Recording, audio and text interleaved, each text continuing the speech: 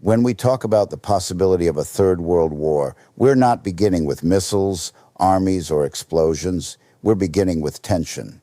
Because every major conflict in human history has first existed as a shift in atmosphere, a change in tone, a quiet hardening of positions. And what we are witnessing today is not a sudden crisis, but a gradual and deeply concerning buildup of global strain. Nations are speaking to each other differently now. There is less patience, less willingness to listen, and far more urgency to assert dominance. Where diplomacy once aimed to build bridges, it is increasingly being used to draw lines. And those lines are not just political, they are psychological. They represent fear, mistrust, and a growing belief that cooperation is no longer enough to secure national interests. You see, tension between nations doesn't just come from disagreement, it comes from perception. When one country begins to interpret another's actions as threatening, even defensive measures can be seen as aggression. And once that lens is in place, everything becomes amplified. A military exercise becomes a warning, an alliance becomes a provocation. A negotiation becomes a test of power rather than a search for peace. This is where the real danger lies, not in the existence of conflict, but in the erosion of trust. Because trust is the invisible currency of global stability. When it weakens, nations begin to prepare for the worst, even when the worst has not yet arrived. And preparation, in this context, often means escalation. We are seeing an increase in military spending across the world, not just by one or two countries, but across entire regions. Governments are investing heavily in defense systems, expanding their capabilities and strengthening alliances. Now, on the surface, this can be framed as protection, and to some extent it is. But there is a deeper dynamic at play. When one nation builds, another feels compelled to match it. And when that cycle continues unchecked, it creates a feedback loop of fear and readiness. This is not new. History has shown us this pattern before. But what makes this moment different is the speed and scale at which these dynamics are unfolding. Information travels instantly, decisions are made rapidly, and reactions are often driven more by pressure than by reflection. In such an environment, the margin for error becomes dangerously thin. There is also a shift in how power itself is being defined. It is no longer just about territory or resources. It's about influence, control of narratives, and strategic positioning. Nations are not only competing on the battlefield, but in cyberspace, in economic systems, and in global perception. This broadens the scope of conflict and makes it more complex, more unpredictable. And let's be honest, when complexity increases, clarity decreases. It becomes harder to distinguish between defense and aggression, between precaution and provocation. And in that uncertainty, decisions can be made that carry consequences far beyond their original intent. But perhaps the most critical aspect of rising global tensions is not what's happening between governments. It's what's happening within them and within us. Because nations are led by people, and people are influenced by emotion as much as by logic. Fear, pride, insecurity, ambition, these are powerful forces. And when they are embedded in leadership, they shape policy, strategy, and ultimately the direction of entire Kfekn. So the question we must ask ourselves is not simply, are tensions rising? The evidence clearly suggests they are. The deeper question is, how are we responding to those tensions? Are we feeding them with suspicion and silence, or are we confronting them with dialogue and understanding? Because tension by itself is not destiny. It is a signal, a warning, an opportunity to course correct before escalation becomes inevitable. And this is where responsibility comes into play, not just for leaders, but for societies as a whole. Awareness matters. Engagement matters. The willingness to question narratives, to seek truth, and to advocate for diplomacy over division. These are not passive acts. They are essential contributions to global stability. We cannot control every decision made on the world stage, but we can influence the environment in which those decisions are made. And that begins with recognizing that the path to conflict is often paved long before the first shot is fired. So as we move forward in this conversation, understand this. Wars do not begin with action. They begin with tension left unaddressed. And if we fail to confront that tension now, we may one day be forced to confront its consequences. And as these tensions continue to rise, we are no longer dealing with the kind of warfare the world once understood. The battlefield has changed. The rules have changed. Even the definition of war itself is evolving in ways that are both subtle and deeply unsettling. There was a time when conflict was visible. You could see it. Troops crossing borders, tanks rolling in, planes overhead. It had a beginning, a middle, and an end that people could point to. But today, conflict doesn't always announce itself. It operates in silence, in code, in systems that most people never see but depend on every single day. We are now living in an era where a nation can be disrupted without a single soldier stepping onto foreign soil. Cyber warfare has made it possible to target power grids, financial systems, communication networks, everything that keeps a society functioning. And what makes this so dangerous is not just the damage it can cause, but the ambiguity it creates. You don't always know who is responsible. You don't always know when an attack has truly begun. And when uncertainty becomes part of warfare, it changes how decisions are made. Leaders are forced to act quickly, often without complete information. And in that kind of pressure, the risk of miscalculation increases. A response meant to defend can be interpreted as retaliation. And just like that, escalation begins, not because it was intended, but because it was misunderstood. Then there is the rise of artificial intelligence in military strategy. Now, think about that for a moment. We are creating systems that can analyze threats, make decisions, and potentially act faster than any human ever could. On one hand, this offers efficiency, precision, the ability to reduce human error. But on the other hand, it raises a profound question. What happens when the speed of decision-making outpaces the wisdom behind it? Because wisdom takes time. It requires reflection, context, and an understanding of consequences. But machines operate on logic, on patterns, on data.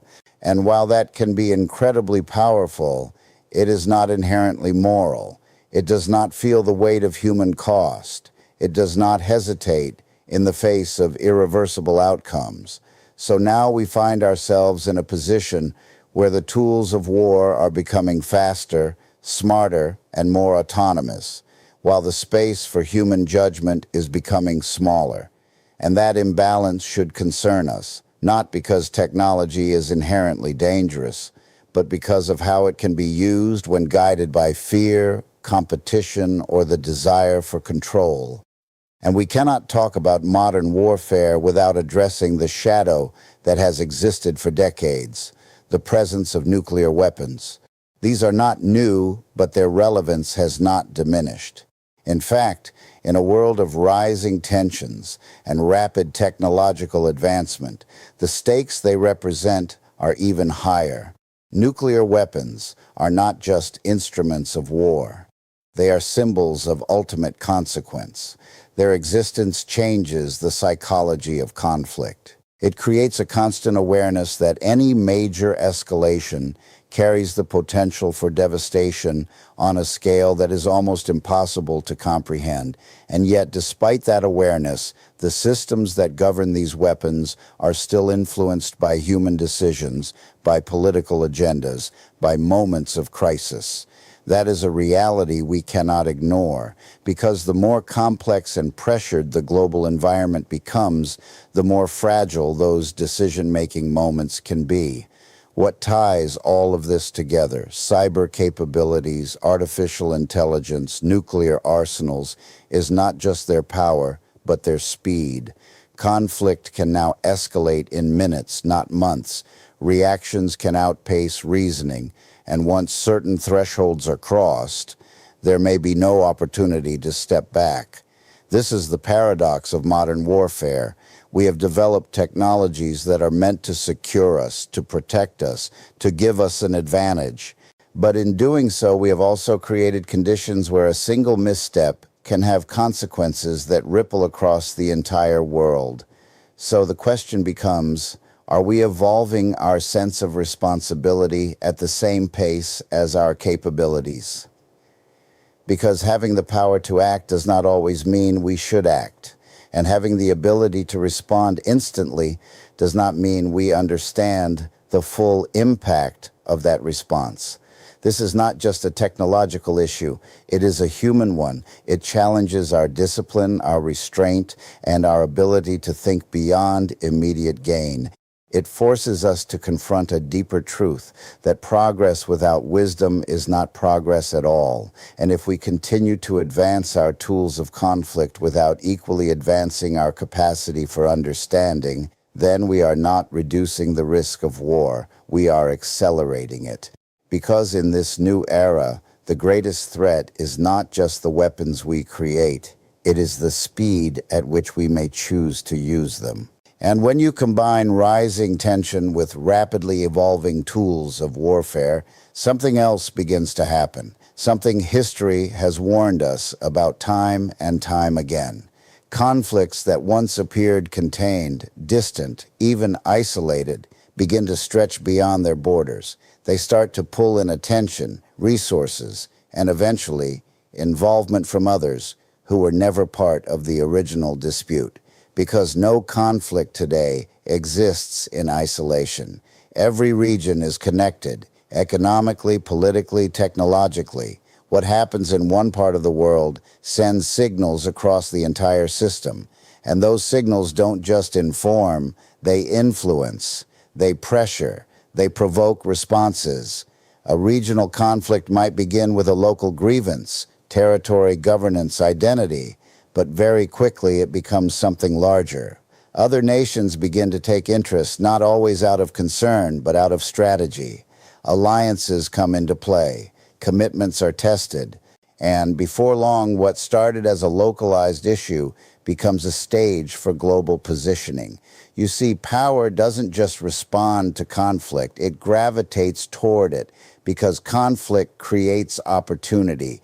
Opportunity to expand influence, to secure resources, to demonstrate strength. And while that may serve short-term interests, it introduces long-term risk. Because the more actors involved, the more complex the situation becomes. And complexity, if not managed carefully, leads to unpredictability. Now think about the psychology behind this. When a nation sees its ally under pressure, there is an instinct to support, to defend, to stand firm. That instinct is rooted in loyalty, in shared interest, in credibility. Because if a commitment is not honored, trust begins to erode, not just between those two nations, but across the entire network of alliances. So leaders are not just making decisions based on the conflict itself. They are making decisions based on how those decisions will be perceived. Will inaction be seen as weakness? Will restraint be misunderstood as indifference? And in trying to manage perception, they may take steps that move them closer to direct involvement. This is how escalation often happens, not through a single dramatic decision, but through a series of smaller, seemingly justified actions, each one defensible on its own, each one rational within its context, but together they create momentum. And momentum, once established, is difficult to reverse. We've seen this pattern before. Moments in history where nations did not initially seek a large-scale war, but found themselves drawn into one because of obligations, miscalculations, and the inability to step back once the process had begun.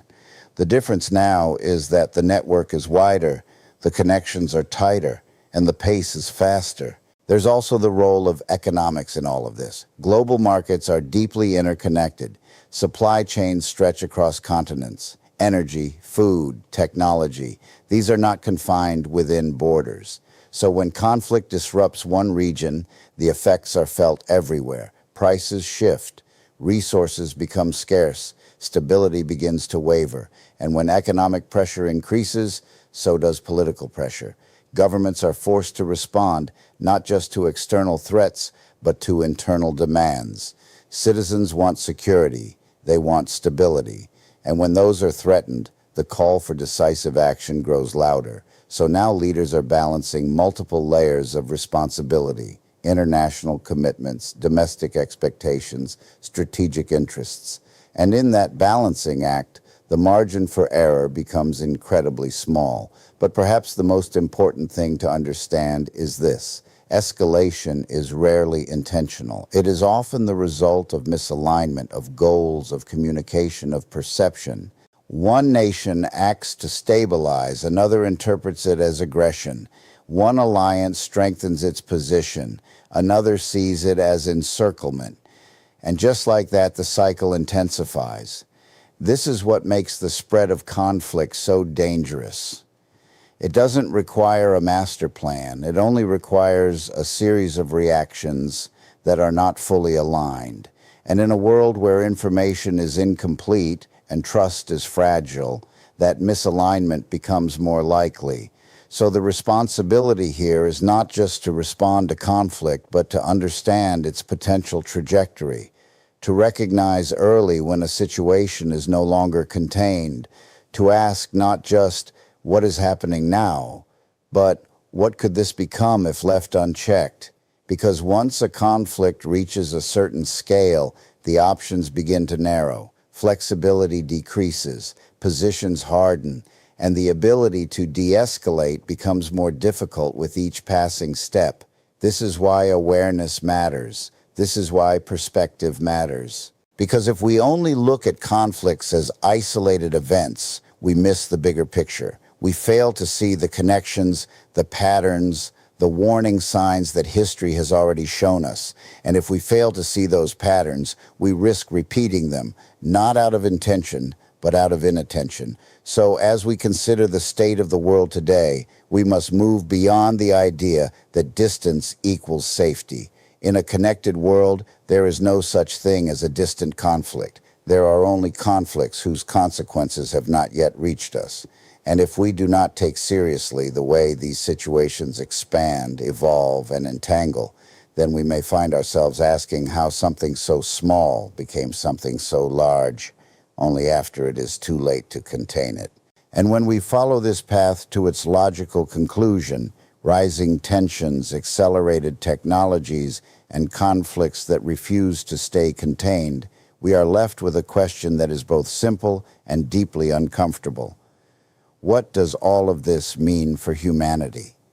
Because beyond strategy, beyond power, beyond politics, there are real human consequences, and those consequences are not abstract. They are lived. They are felt in homes, in communities, in the quiet moments where uncertainty replaces stability. War, especially on a global scale, does not just disrupt nations. It reshapes the human experience. Economies begin to fracture. Systems that once felt dependable start to strain under pressure. Access to basic needs, food, energy, healthcare, becomes less certain. And when those foundations begin to shake, the psychological impact is just as significant as the physical one. People begin to live differently. Fear becomes part of daily life, not always loud or visible, but present. It influences decisions, relationships, priorities.